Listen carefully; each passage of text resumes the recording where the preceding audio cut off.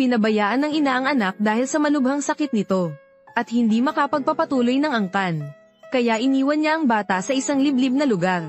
Nakita ng isang babaeng dumaan ng kawawang bata, kaya dinala niya ito pauwi, at itinuring na parang tunay na anak. Ngunit ang hindi inaasahan ng babae ay, ang bata pala ay isang henyo sa negosyo.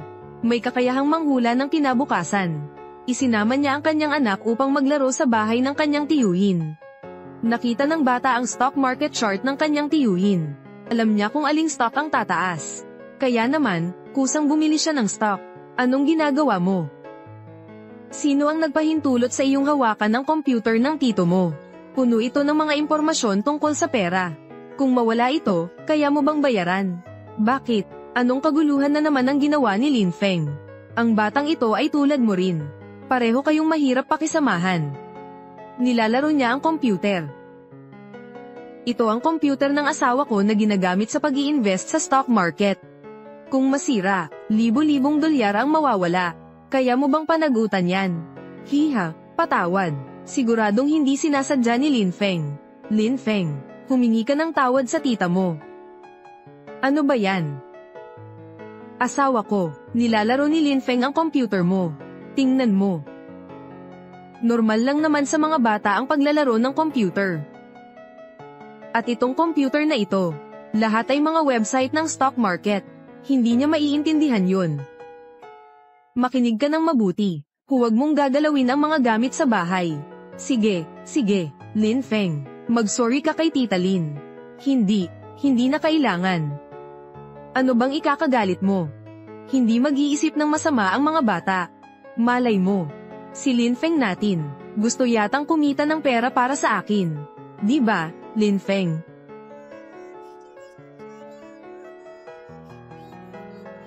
Anong nangyari? Gumamit ka ng 2 milyong dolyar para bumili ng stock code 8037. 2 milyong dolyar. Asawa ko, hindi ka nagbibiro, di ba?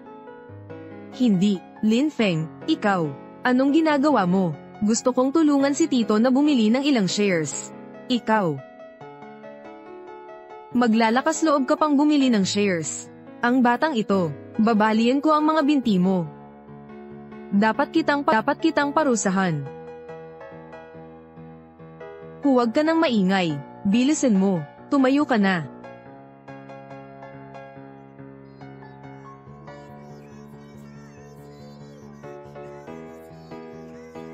Ginamit ni Lin Feng ang lahat ng pera ko, para bilhin ang lahat ng shares ng kumpanyang malapit ng magsara. Kung ganoon, may paraan pa bang maiaayos ito? Lion, kasalanan mo ito. Siya ba ang mabuting anak mo? Ang perang ito ay ang aming ipon. Kung may mawawala, hindi kita patatawarin. Kuya, ate, huwag kayong magmadali. Teka lang, ipagbibili ko ang mga stock ko. Nakakakuha pa rin naman ng kaunti. Hindi gaya ng iniisip mo. Yung mga baniling stock ni Lin Feng. Yun yung mga tinatawag na junk stock. Matagal na ring walang dividend. Malapit na ring ma-delist. Ngayon, kung bibili ka ng stock na yan, talagang wala ka nang mapapala. Mayroon pa bang paraan para maayos ito? Tama, dapat kong bilisan ang pagbebenta ng stock na ito.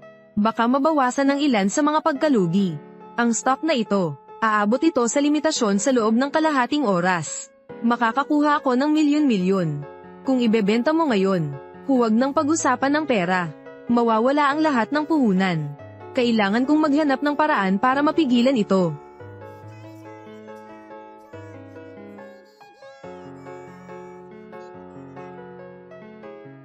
Anong ginagawa mo? Hayop ka. Lin Feng. Ikaw. Anong ginagawa mo? Wala akong panahon para makipaglaro sa'yo. Ngayon, ang oras ay pera na. Tito, maniwala ka sa akin. Tataas ang presyo ng stock na ito. Hindi pwedeng ibenta ngayon. Kung malugi man, ako ang bahala. Oy, kaya mo bang tiisin? Hindi ka naman gaanong mahalaga. Bata pa si Lin Feng. Bakit ka ba nagagalit sa kanya? Bakit mo pa ako sinisigawan? Ito ang lahat ng ipon ko. Kasalanan mo ito lahat, kung hindi mo sila pinatira. Mangyayari kaya ito? Hipag. Kasalanan lahat to ni Lin Feng. Huwag kang magmadali, Babayaran ko ang mga nasira. Babayaran. Kaya mo bang bayaran? Kahit magtiis ka ng gutom ng 10 taon.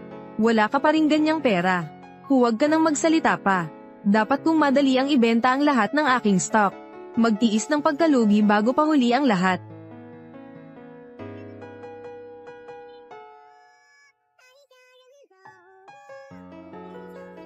Bakit hindi mo pa binubuksan? Ang lumang bagay na ito ay malapit ng masira. Matagal ko nang sinabi sa iyo na palitan mo na ito. Anong silbi pa ng sinasabi mo ngayon?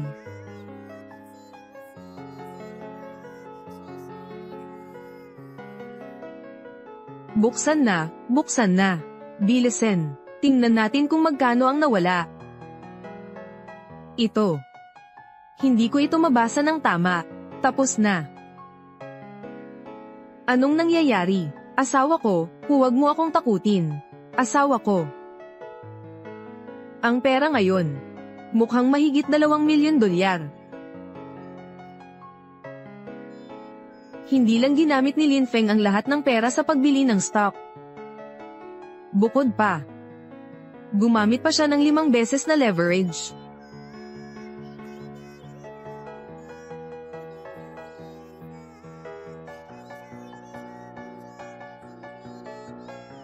Lahat ay tapos na.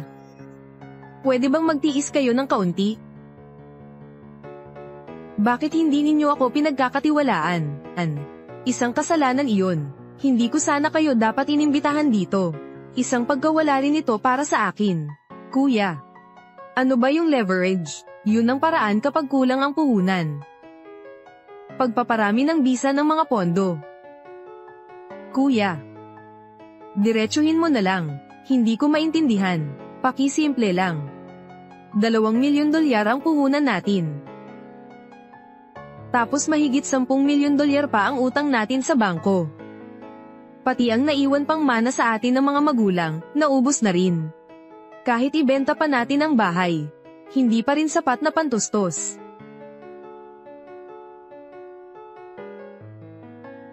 Oy, kuya, nakakuha na tayo ng tubo.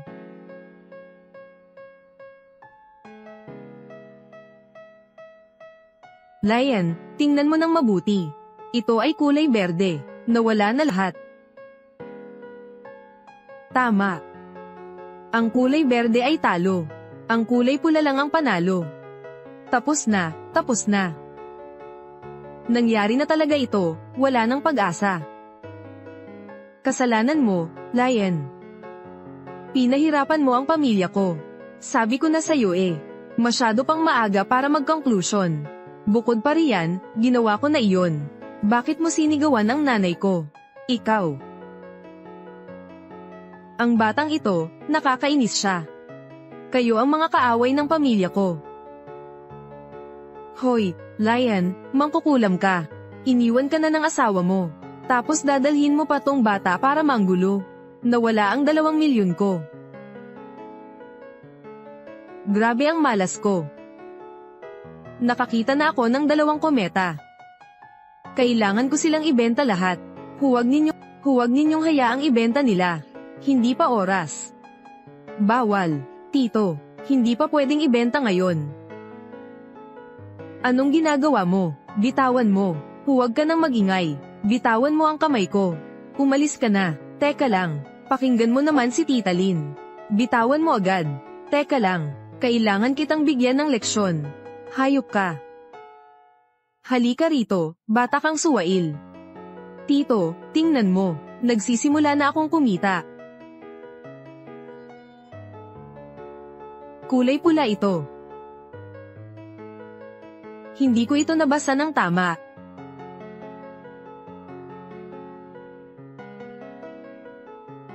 Pula ito. Mahal ko, yun ba ang pagtaas? Oo nga. Asawa ko, hindi ko alam kung bakit. Ang stock code na 8,307. Biglang tumaas ng malaki. Kung magpapatuloy ang ganitong trend, mauna nating mabawi ang nalugi natin. Kung patuloy itong tataas, may pagkakataon pa tayong kumita. Tama nga naman. Pero, ano iyon? Ito ay isang tinatawag ng basura na stock. Ang mabawi lang ang puhunan ay maganda na. Sige, kung ganoon, bilisan mo ang pagbebenta. Tama. Hintayin niyo po ako saglit. Ano pa ang gagawin mo? Anong nangyari? Anong nangyayari? Hindi na ito mahuhulog ulit. Ikaw, ibinenta mo ba ito ng mabilis? Hindi pwede, huli na ang lahat. May mga bagong pagbabago sa merkado. Iyon, magkano ang nawala mong pera? Sabihin mo na. Dagdag pa ang dahilan ng paggamit ng leverage noon. Ngayon hindi na tayo lugi. Kundi ano pa?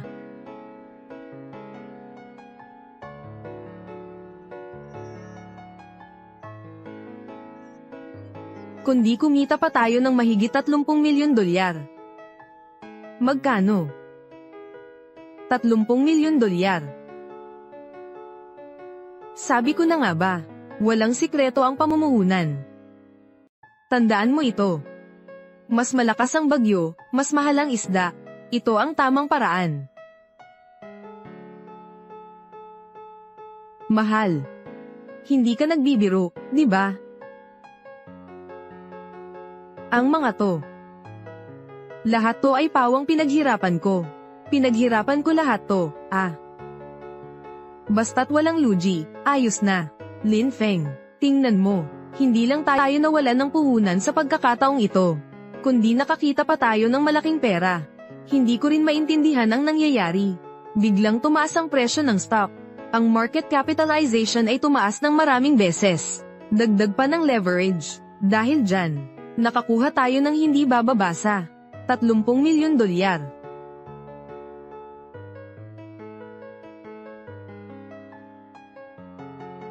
Lin Feng, ang galing mo. Mahal, nanaginip ba ako? Meron pa. Walang problema, bumili pa tayo ng ilang bahay. Lin Feng, ang galing mo.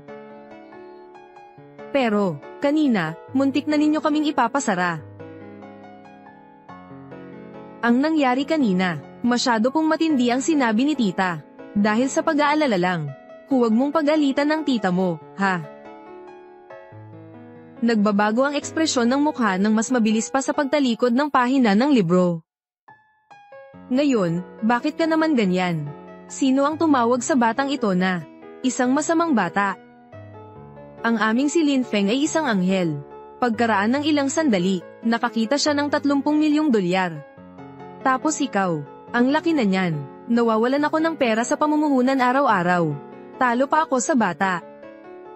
Sige, tama ang sinabi ng asawa ko. Kahit na ano paman. Marami tayong kinita ngayong beses. I-withdraw ko na agad. Huwag mong galawin. Bakit bawal i-withdraw? Yan ang pera na iyong kinita, Tama, pagkatapos i-withdraw ang pera, ang kalahati ay para sa iyo. Sapat na para sa inyong dalawa para magkaroon ng magandang buhay. Hipag, hindi ito tama. Swerte ito tama. Swerte ito ng pamilya ninyo. Pakiramdam ko'y wala akong kinalaman. Ang perang ito ay pinaghirapan ni Lin Feng. Hindi na natin kailangang paghatian ng ganoon. Tama, kahit na ano paman. Ngayon ay dapat tayong magdiwang. Lin Feng, magpalat ka na ng damit. Tara na sa restaurant. Magaling.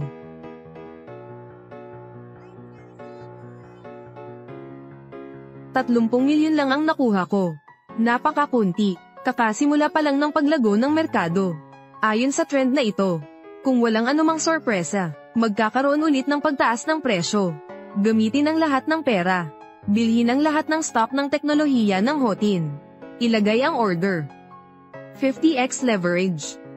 Samantalahin ang pagkakataong ito, dapat akong gumawa ng malaking negosyo. Lin Feng, kumain na tayo. Teka lang. Bakit ka naman ganyan kaseryoso? 36 na degrees.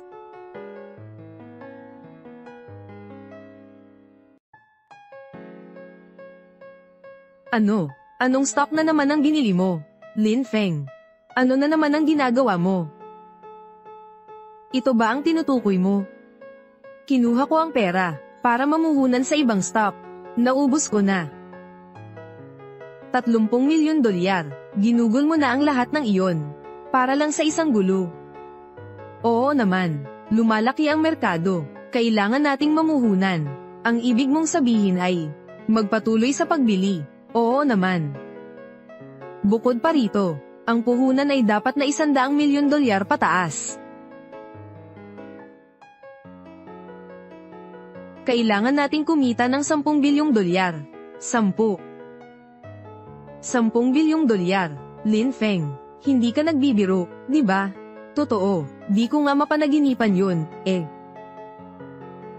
Ngayon na, bilhin na lahat ng stock. Lin Feng, bakit ka bumili ng 2 stock na yan? Mga stock na walang kwenta. Tama, ang 2 stock na to. Sobrang sama na ng sitwasyon. Paniguradong lugi ka dyan. Mawawala na naman ang 30 milyon ko. Parang mawawala na naman lahat. Alam ko na. Magbebenta si Lin Feng ng short. Matalino. Short selling.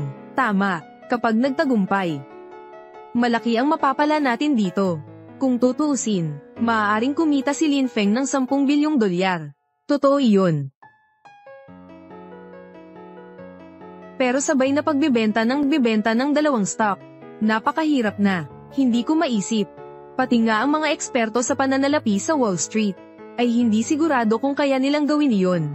Kahit gaano pa kagaling ang batang ito, hindi pa rin siya makakapapantay sa eksperto sa pananalapi na iyon. Pigilan mo siya, mawawalan tayo ng lahat kung hindi. Sige. Teka lang. Bakit puro baba?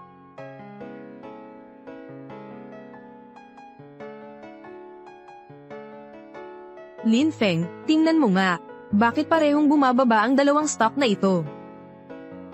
Nako, base sa karanasan ko sa stock market. Kung ganito pa ang pagbaba, paniguradong mawawalan na tayo ng lahat. Kuya. Umaangat ba ito? Oo naman. Totoo nga. Walang senyales ng pagbagal. Isang napakabihirang bull market ito. Ang taong makakahula ng tama ng bull market ay wala pang 5 tao. Alam na naman niya. Kaya naman pala. Si Lin Feng ay isang henyo nga. Ganun na lang, ipagbili mo na lahat, tapos bilhin mo ulit ang mga shares ng Su Corporation. Gusto kong maging pinakamalaking shareholder ng Su Corporation.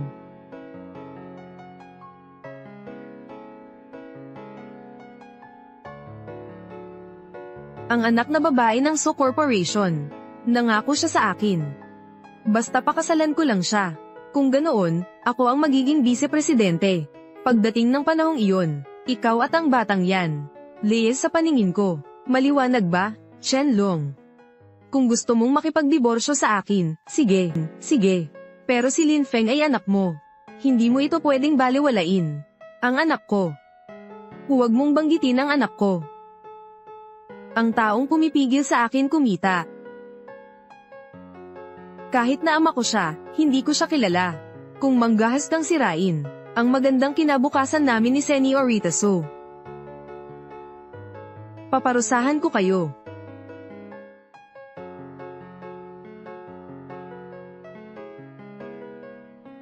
Hayop, pinabayaan mo ang asawa at mga anak mo. Pagsisisihan mo to. Sige. Lin Feng. Magkano naman ang kinita mo sa pagkakataong ito? Hindi gaanong kalaki. Nakuha ko na rin ang kontrol sa Su. 60% ng mga shares nito. Grupo Su. Lin Feng, bakit ka nag-i-invest sa Grupo Su? 60% ng shares. Magkano ba yun? Ganun ang halaga nun. 10 milyon dolyar. 100 milyon dolyar yun. Magkano ba talaga yun? Hindi naman ganoon karami. Mga 10 bilyong dolyar lang ang market value. 10 bilyong dolyar. Lin Feng, hindi ka nagbibiro, di ba? Ito, ang bilis naman yata. Paano naging 10 bilyon ang 30 milyong dolyar? Oo nga. Ang Su Group ay nag-ambag ng puhunan na 60%. Presyo sa merkado, $10 bilyon. 10 bilyong dolyar iyon ah. Lin Feng, paano mo nagawa iyon? Ito ang kayamanan na kahit gamitin natin habang buhay, hindi pa rin mauubos.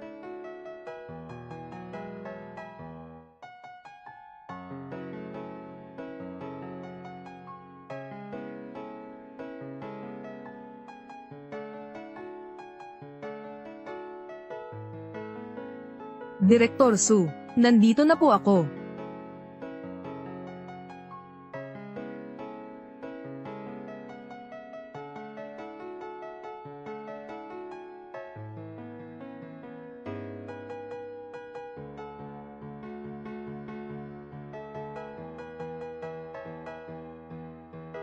Nandito na.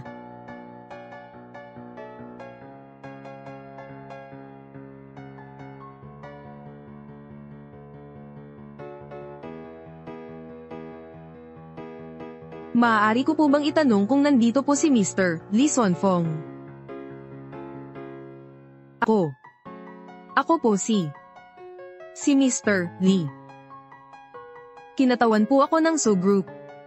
Personal kong bibisitahin kayo.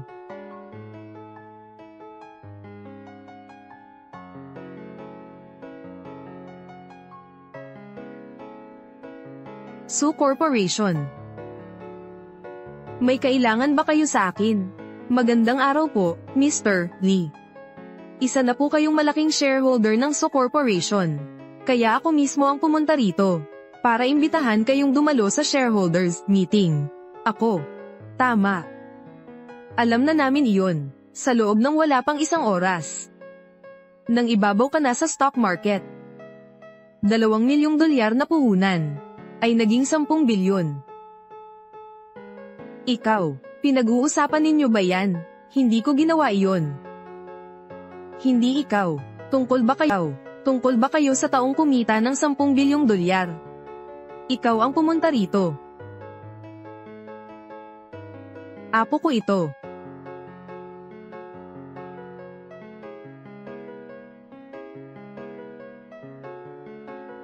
Ako, bakit? Anong nangyari? Ito. Tunay nga, sa lahat ng panahon, ang mga bayani ay mga kabataan. Napakagaling ng apo mo. Simula ngayon, ikaw na ang pinakamalaking shareholder ng Su Corporation.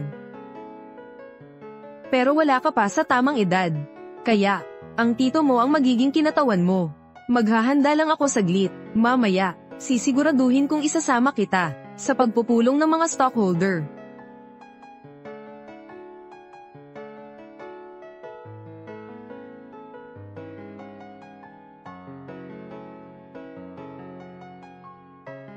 General Manager Su.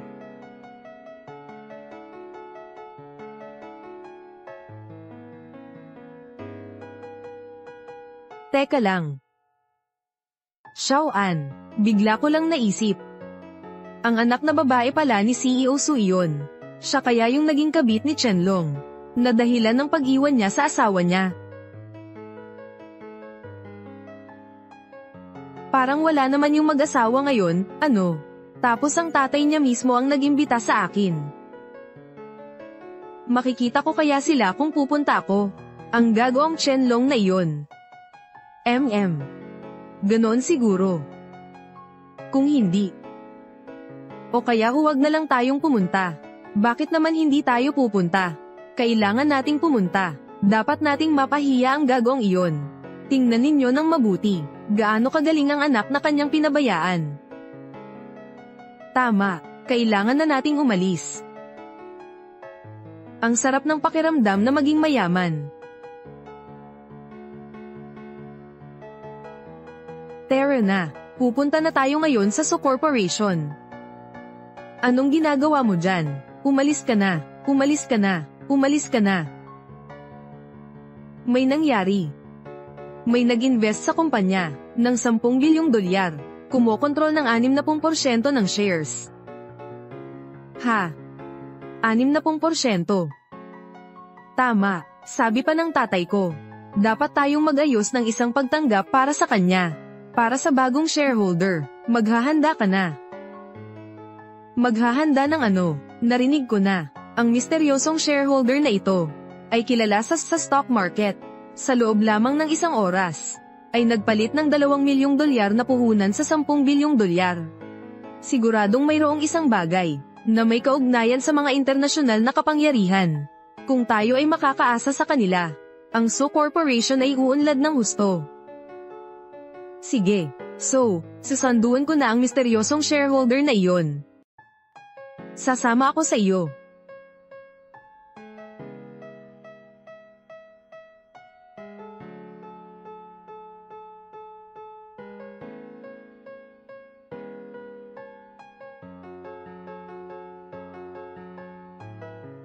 Ito ang Su Group. Dahil hindi ako tinatanggap ng Su Group, kaya aalis na lang ako. Teka lang, Direktor Xiao. Dahil sa pang-iinsulto ko sa iyo kanina, humihingi ako ng paumanhin.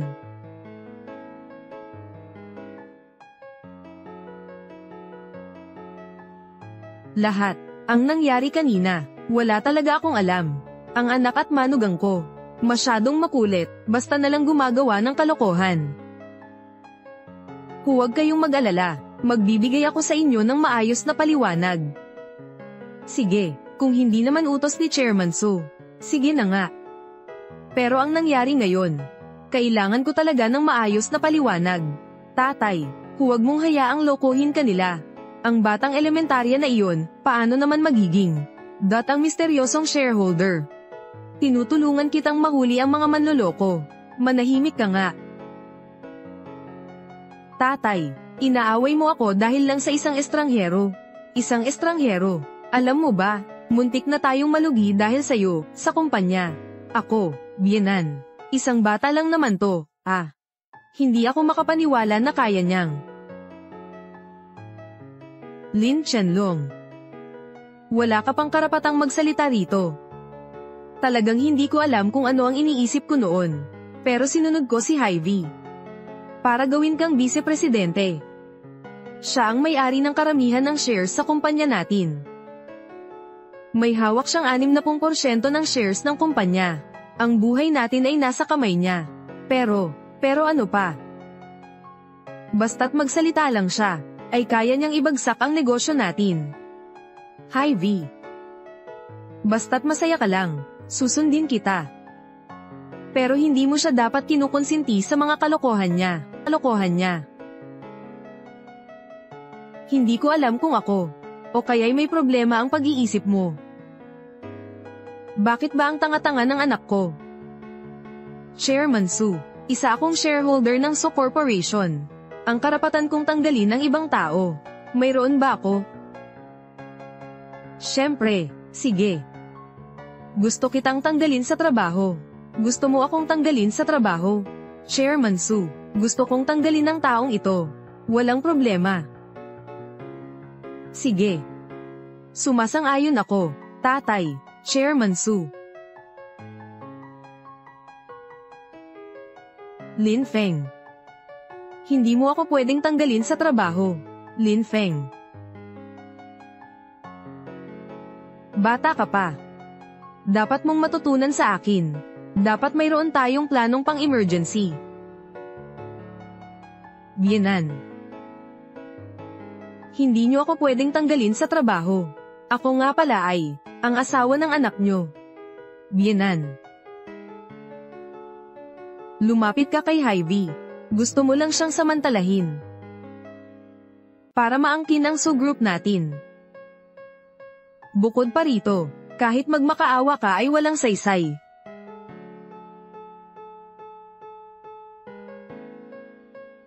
Lin Feng.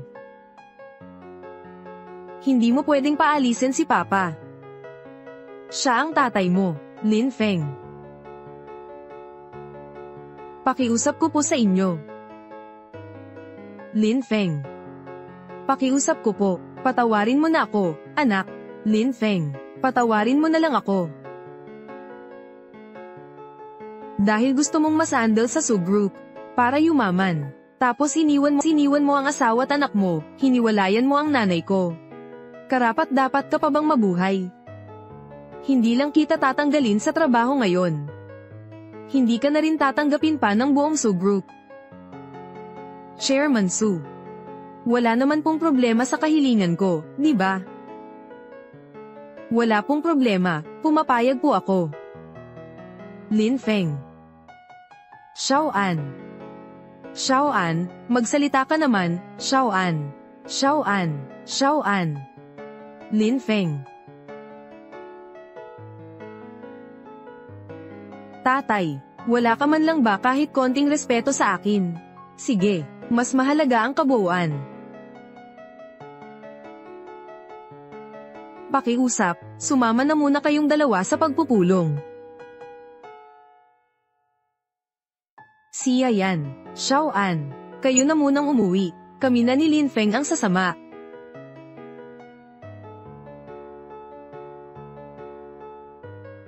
Li Chuong. Tulungan niyo po akong ihatid ang dalawa. Opo. Go go.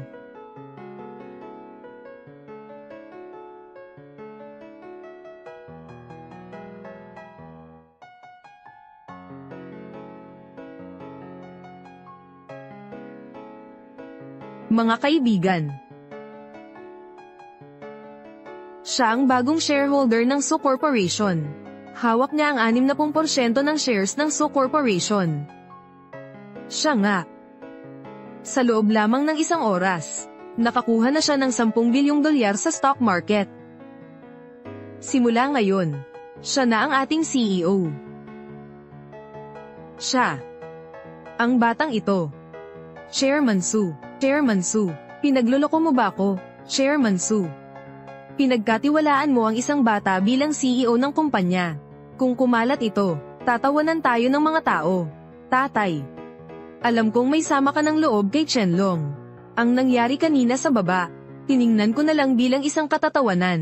Pero hindi mo naman kailangang mag-imbento. Para lang mapag-initan si Lin Qianlong. Ginang, Su, may kinalaman ba ito kay Jilin? Hindi ninyo alam. Ang totoo, anak ito ng mapapangasawa ko, si Lin Qianlong.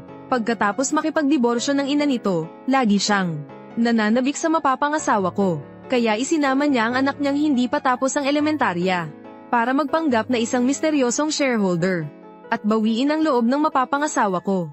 Ang galing, nadaya pa niya ang tatay ko. Kung siya nga ang gagawing presidente. Tapos na ang kumpanya natin.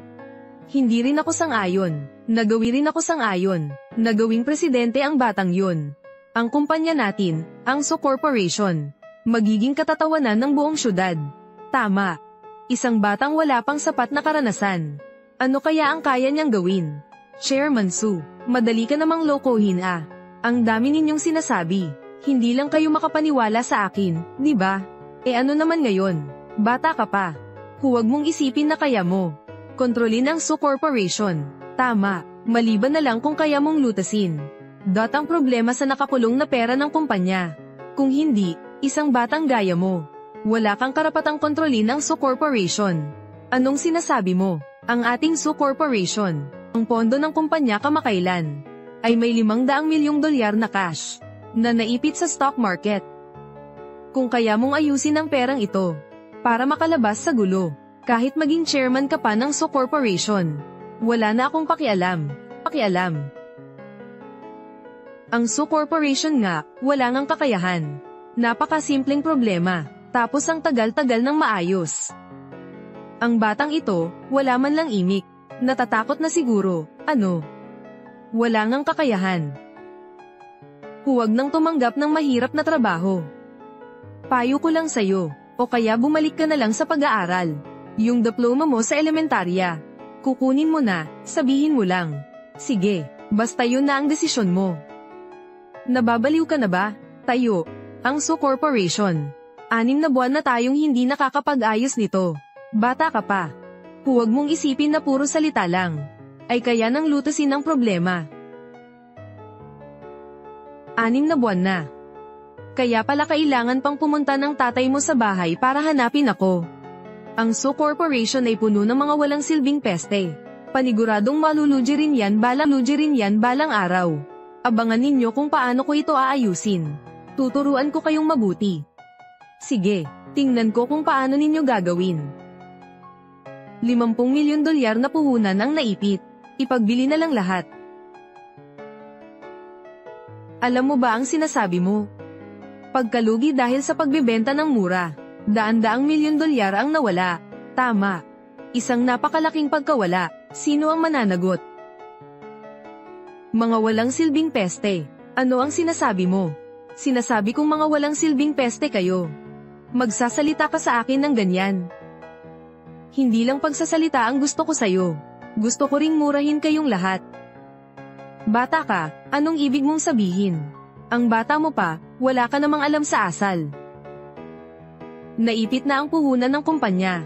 Matagal na itong ganito. Wala ba kayong ginagawa? Pinagpapakain ng korporasyon ang mga salot na ito.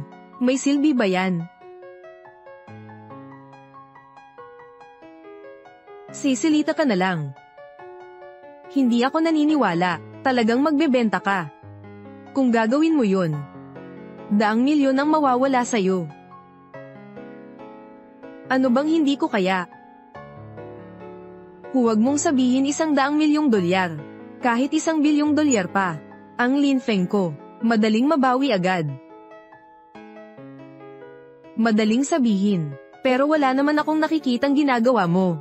Magaling ka lang maghambog, walang kahit anong kasanayan. Sige na, huwag ka nang makipagtalo.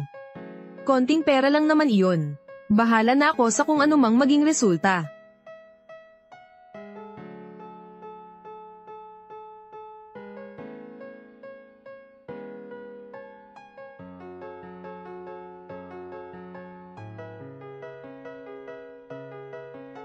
Ano? Nababaliw ka na, binigay mo na naman lahat ng shares mo. Ito. Lahat ito ay pera. Na matagal nang nakakulong sa Su Group. Grabe ang pinsala ngayong beses. Umabot na ang pinsala sa 200 milyong dolyar. Ano? Tay. Parang gusto mo pang hayaan siyang magkagulo pa. Unang araw pa lang ng bagong CEO. Nakapagdulot na ng bilyong dolyar na pinsala sa Su Corporation. Kung kumalat ito, natatakot ako na sisirain ng mga kasosyo natin. Ang pakikipagtulungan nila sa atin. Opo, Mr. Su. Ang market value ng grupo ni Mr. Su ngayon, sobrang taas na. Kung magpapatuloy ito, ang kahihinatnan ay hindi na maisip. Hindi lang 200 milyong dolyar. Ano bang ingay-ingay mo? Ang liit naman ito. Alam mo ba kung magkano to? Ang kalma naman to. Ang kalma naman ng mukha mo. Akala mo ba 20 ilang dolyar lang yan?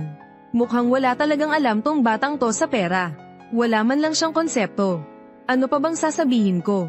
Mag-isip tayo ng paraan para maibsan ang pagkalugi ng chairman.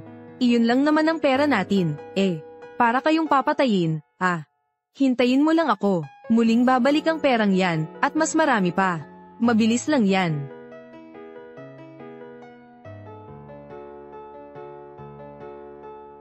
Nababaliw ka na ba? Kakakuha ko lang ng pera. Tapos ilalagay mo ulit lahat. Tatay, hindi mo ba siya pinipigilan? Hanggang sa mag-bankrupt ang Su Group na lang ba? Doon ka palang masasaya. Hi V. Ganon pa rin ba ang iniisip mo hanggang ngayon? Ipinagkatiwala ko na sa iyo ang pamamahala ng kumpanya. Nang kalahating taon na, mga daang milyong dolyar ang cash flow na naipit. Narinig mo na ba ang tungkol kay Lin Shenlong? Walang kwenta ang taong yan. Layuan mo siya. Tapos isinama mo pa siya sa kumpanya. Isa pa, siya'y isang vice-presidente. Hindi naman siya masyadong gumagawa ng gulo sa kumpanya. Huwag kang gumawa ng gulo. Bakit hindi mo pa rin maintindihan? Hindi ko kayang makasama ka habang buhay. Pumunta ba siya sa kumpanya para gumawa ng gulo? Gusto niyang kumapit sa akin. Tay, huwag ka na nga magbiro.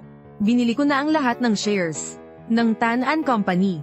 Maximum of half an hour pa lang ay mababawi na natin ang nawalang $200 milyon. Lin Feng. Anong negosyo ba ng Tan An Company na yan? Ang pangunahing produkto ng kumpanya ay mga exhibitory. Mga exhibitory. Ako, hindi ba ako nagkakamali ng dinig? Ang batang ito ay hawak ang lahat ng pera para mamuhunan sa mga exhibitory. Gusto niyang kumita pa ng $200 milyong. Hindi kayo naniniwala, di ba? Susugal ba tayo? Saud Alan. Anong isusugal? Kung matalo ako, ang kondisyon ay ibibigay ninyo. Pero kung manalo ako, umalis na kayo kaagad dito. Umalis na. At mananagot pa kayo, tungkol na rin sa kapabayaan ko. Gusto pa tayong pagpusta ng batang ito. Nababaliw na ba siya? Pero nasa bibig na natin ang pagkain. Sayang naman kung hindi natin kukunin. Hindi naman natin siya inaapi. Ang batang ito, ganito na lang. Kung matatalo ka, ibigay mo sa akin lahat ng iyong shares. Paano kung matalo tayo? Susuko na tayo. Isang pangako na. Lin Feng, ang shares ng So Group na ito ay nagkakahalaga ng $10 bilyong. Huwag kang magloko. Huwag kang magloko. Ayos lang. Tingnan mong mabuti ito. Hanggang dito na ba naman ay matigas pa ang bibig mo? Parang totoo kayong iniisip na basta na lang siyang pumili ng isang stock ay kikita na agad. Direktor Xiao, bahala ka na kung ano ang pipiliin mo. Siyempre hindi.